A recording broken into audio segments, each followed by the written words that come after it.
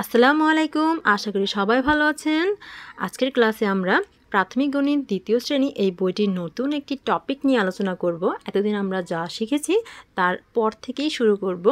টপিকটি হচ্ছে সংখ্যার তুলনা। এতদিন আমরা ব্লকের মাধ্যমে দল গঠন করে তুলনা করেছি এবং বিভিন্ন উপকরণের মাধ্যমে শতকের দল তৈরি করেছি, সেগুলোর তুলনা করেছি, দশকের দল তৈরি করেছি, সেগুলোর তুলনা করেছি, আবার এককেরও দল তৈরি করেছিলাম, সেগুলোর তুলনা করেছি। কিন্তু আজকের ক্লাসে আমরা কিভাবে সংখ্যার তুলনা করতে হয় স্থানীয় মানের সাহায্যে তা শিখব। তো চলো কথা না বাড়িয়ে শুরু করে দিই। 22 পৃষ্ঠার উপরে দেখো কি লেখা আছে, সংখ্যার তুলনা। আমরা সংখ্যার তুলনা করব, ঠিক আছে? তাও আবার কিসের সাহায্যে? স্থানীয় মানের সাহায্যে। দুটি সংখ্যার তুলনা। দেখো একটা প্রশ্ন করা হয়েছে, দুটো সংখ্যা দেওয়া আছে, একটা হচ্ছে 460 আর একটা হচ্ছে 630। বলেছে কোনটি বড়, 460 অথবা 630, কোনটি বড় সেটা জিজ্ঞাসা করেছে। এখন এই যে সংখ্যাটা দিয়েছে, আমরা কিভাবে বুঝবো যে কোন সংখ্যাটা বড়? দেখো রাফি কি বলছে, আমরা কিভাবে তুলনা করতে পারি। ও প্রশ্ন করেছে যে কীভাবে আমরা তুলনা করতে পারি, উপায় কি? আর তুলি কি বলছে?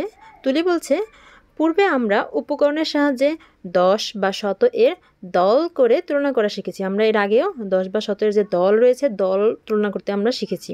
কিন্তু এবার কি করব? এবার আমরা স্থানীয় মানের সাহায্যে তুলনা করব, তাও আবার সংখ্যার স্থানীয় মানের সাহায্যে তুলনা করব। এবার রাফি কি বলছে, এক্ষেত্রে সংখ্যা দুটির শতকের স্থানীয় মান তুলনা করব। দেখো আমরা যে সংখ্যা দুটি পেয়েছি, এটা হচ্ছে 3 অঙ্কের একটা সংখ্যা, আর সর্বশেষ যে অঙ্কটি রয়েছে একক, দশক, শতক, অর্থাৎ শতক পর্যন্ত আছে। তাই প্রথমে এই যে সবার শেষের যে অঙ্কটি অর্থাৎ শতক স্থানীয় অঙ্ক, এটার তুলনা করব, সেটা রাফি বলছে যে এক্ষেত্রে আমরা দুটি সংখ্যার শতক স্থানীয় মানের তুলনা করব। আচ্ছা, এবার এক নম্বরে দেখো কি লেখা আছে, নিচের দুটি সংখ্যা তুলনা করি। এই যে 460 এবং 630, প্রথম যে দুটি সংখ্যা আমরা ওখানে পেয়েছিলাম, সেই দুটি সংখ্যায় আবার এখানে লেখা হয়েছে 460 এবং 630। এবার তুলি কি বলছে? তুলি বলছে এক্ষেত্রে শতক স্থানের 4 থেকে 6 বড়। এই যে দেখো, এই সংখ্যাটির শতক স্থানে আছে 4 আর এই সংখ্যাটির শতক স্থানে আছে 6। তো 4 বড় নাকি 6 বড়? 6 বড়, ও সেই কথাটাই বলছে যে 6 বড়। কাজেই আমরা বলতে পারি যে 460 থেকে 630টা বড়, ঠিক আছে? যেহেতু 6 বড়, তাই এই যে লিখেছে 460 থেকে 630 বড়। তারপর দেখো রাফি কি বলছে, তাহলে 460 ছোট এবং 630 বড়। ও ভেবেচিন্তে এই উত্তরটা দিয়েছে। হ্যাঁ, তাই তো, কারণ শতক স্থানের 4টা ছোট আর এখানে শতক স্থানের 6টা বড়, তাহলে 460 এই সংখ্যাটা ছোট হবে আর 630 এই সংখ্যাটা বড় হবে। তারপর আরও একটি প্রশ্ন আছে, সেটা কি, নিচের দুটি সংখ্যার তুলনা করি। এখানে দুটি সংখ্যা আবার দেওয়া আছে, সংখ্যা দুটি হচ্ছে একটা 562 আর আরেকটা হচ্ছে 548। এখন এই দুটি সংখ্যা কিভাবে আমরা তুলনা করব? দেখো এখানে তো আমরা আগেই জেনে এসেছি যে আগে শতক স্থানীয় যে অঙ্কটা রয়েছে তাদের তুলনা করতে হয়। তো 562 এর শতক স্থানে রয়েছে 5, আবার এখানেও শতক স্থানে রয়েছে 5। তাহলে এই অঙ্কটা এখন আমরা কিভাবে করব? দেখো রাফি কি বলছে, এখানে আমরা প্রথমে শতকের, তারপর দশকের, তারপর সব শেষে এককের অঙ্কের স্থানীয় মান তুলনা করব। মানে প্রথমে আমরা শতক স্থানের যে অঙ্ক রয়েছে সেটার তুলনা করব, তারপর দশক স্থানীয় অঙ্কের তুলনা করব, আর সবার শেষে একক স্থানের অঙ্কের তুলনা করব। মানে যখন মিলে যাবে তখন আমরা আরেকটাতে যাব, ঠিক আছে? তো এখানে আমরা শতক স্থানে কী রয়েছে 5, এটা তো মিলে গিয়েছে। তাহলে এখন আমরা দশক স্থানের অঙ্কটা দেখব। দশক স্থানে কী রয়েছে? এটা রয়েছে 6 আর এখানে রয়েছে 4। তাহলে কোনটা বড় আর কোনটা ছোট? এই 6 বড় আর 4 ছোট, ঠিক আছে? তার মানে এই যে 562 সংখ্যাটা বড় আর 548 এই সংখ্যাটা ছোট। আচ্ছা দেখি এরপর তুলি কি বলছে।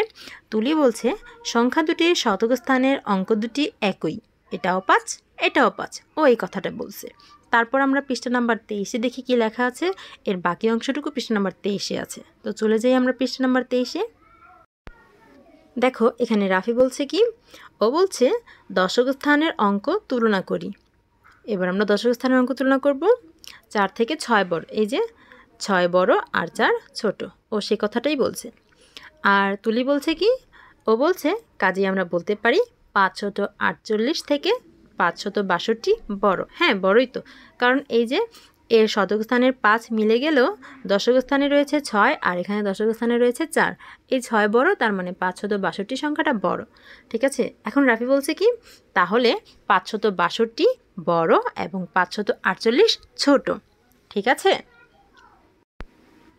আশা করি সবাই তোমরা সংখ্যার কিভাবে তুলনা করতে হয় সেটা শিখে গেছো আমার এই ক্লাস থেকে। আমরা কি করব, 3 অঙ্কের যে সংখ্যাগুলো রয়েছে সেগুলোর তুলনা করতে গেলে প্রথমে আমরা শতক স্থানের অঙ্ক দেখব, তারপর যদি শতক স্থানের অঙ্ক দুটি মিলে যায় তাহলে আমরা দশক স্থানের অঙ্ক দুটি তুলনা করব, আর যদি দশক স্থানের অঙ্কও মিলে যায় তাহলে আমরা একক স্থানের অঙ্ক দুটির তুলনা করব। তাহলেই আমরা পেয়ে যাব কোনটা বড় আর কোনটা ছোট। আজকে বিদায় নিতে হচ্ছে, পরের ক্লাসে আমি এই যে নিচের 1 ও 2 আছে সেই দুটি সমাধান করে দেব। ততক্ষণ পর্যন্ত সকলেই তোমরা ভালো থেকো, সুস্থ থেকো আর আমার জন্য বেশি বেশি দোয়া করো। আল্লাহ হাফেজ।